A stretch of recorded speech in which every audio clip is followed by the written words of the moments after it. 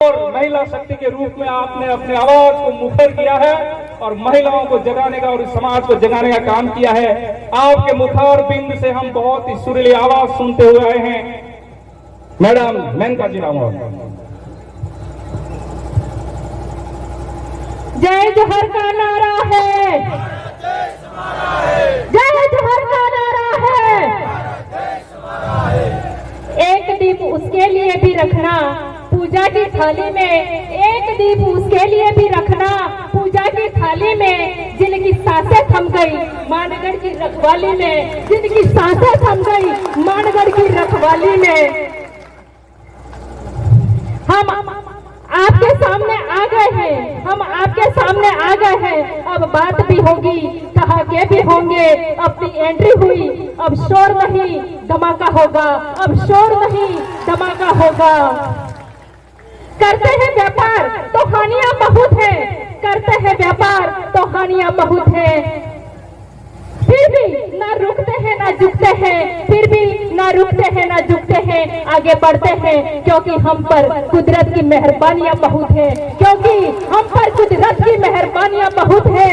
और ना आशिक है हम, ना आशिक है हम वास्तविक है, वास्तविक ही नहीं बल्कि इस देश के मूल मालिक है हम, वास्तविक ही नहीं बल्कि इस देश के मूल मालिक है हम। और आज हम यहाँ पर एकत्र हुए हैं तो जियो और जीने दो का मोटा हम साथ में लेके चलते हैं दोस्तों। इसलिए जो असामाजिक तत्व कहकर हमें कहते हैं उन लोगों को मैं इस मंच के माध्यम से कहना चाहती हूँ कि ये जो जनता बैठी हुई, जनमेदिनी बैठी हुई है, वह असामाजिक तत्वों में नहीं आती है, बल्कि यहाँ पर मेरे राजपूत भाई बैठे हुए हैं, यहाँ पर मेरे माइनॉरिटी भाई बैठे हुए हैं। बिल प्रदेश स्टेट की अगर हम मांग करते हैं तो इस स्टेट में जितने भी रहने वाले अलग अलग जाति धर्म के लोग हैं वो भी बिल प्रदेश की धरती में आते हैं और उनके साथ हम वही व्यवहार करते हैं जो हमारे पुरखे, जिन्होंने हमारे पुरखों ने जो व्यवहार किया है वही व्यवहार हम आज करते हैं।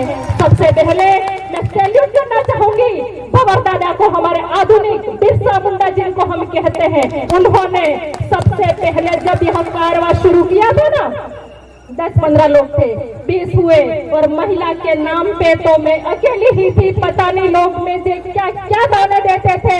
इन बिल प्रदेश वाले लड़कों के सामने घूमती रहती है, फिर जब एंट्री होती है तो लोग कहते हैं बिल प्रदेश की शेरनी तो सीना फूलता है। दोस्तों हमारे जगदीश भाई पांडोर जो शहीद हुए उनको मैं नमन करती हूँ। मानगढ़ की धरती के लिए जो वीर और वीरांगनाएं जो शहीद हुई हैं उनकी आत्मा को मैं नमन करती हूँ। सलीम भाई की आत्मा को मैं यहाँ से नमन करती हूँ। वो बंदा था, बाकी मालिक का बंदा हमारे बीच में से चला गया। बहुत तकलीफ होता है। जब हम उनके घर पे गए थे तो उनके घर वालों को ये नहीं पता था कि कोई आता है पाली से, कोई अजमेर से, और उनको ये पता नहीं था कि सलीम भाई ने इतना बड़ा कारवां कर दिया था खड़ा। तो उनका परिवार बहुत खुश होता है।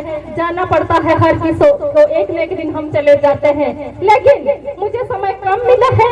मैं थोड़ी सी और बात करना चाहूंगी। मेरी महिला शक्ति बिल प्रदेश महिला मुक्ति मोर्चा की महिलाओं को मैं कहना चाहूंगी कि 9 अगस्त 2023 को हमारे भंवर दादा ने कॉम्प्लेक्स में बाडुगरपुर में बहुत बड़ा प्रोग्राम हुआ था। वहाँ कहा था जुलाई अगस्त सितंबर में जो ये फंक्शन होते हैं, जो हमारे स्कूल से उनको देवी देवताओं का घर बना दिया है और पता नहीं कौन कौन से, तो वहाँ पर षड्यंत्र उत्सव की तरह वह शिक्षा का मंदिर है। वहाँ पर कोई उत्सव महोत्सव नहीं होने चाहिए। वहाँ पर बच्चा आता है, पढ़ता है। और हमारे बिल प्रदेश की एक प्रार्थना आ गई तो मिर्ची लग गई और 3 बंदों को एपीओ कर दिया। अरे थोड़ी तो शर्म करो। तुम उत्सव मना रहे हो, महोत्सव कर रहे हो, ये सब क्या है? स्कूल में पता नहीं क्या क्या करते हो और बिल प्रदेश के नाम से तुमको इतनी मिर्ची लगती है। क्यों लगती है? तुमको नहीं लगनी चाहिए। और मिर्ची भी किसको लगती है? आदिवासी बंदे को मिर्ची लगती है। अरे थोड़ी तो शर्म कर मेरे भाई। अभी तो ये नौनिहाल, इस देश के नौजवान, इस देश के ही नहीं दुनिया के नौजवान जाग गए हैं और बिल प्रदेश की मांग कर रहे हैं। तो तुमसे तो आके बहती गंगा में हाथ धो लेना चाहिए। अभी भी समय है मेरे भाई, अभी भी आ जा। अब एक छोटी सी बात मैं उन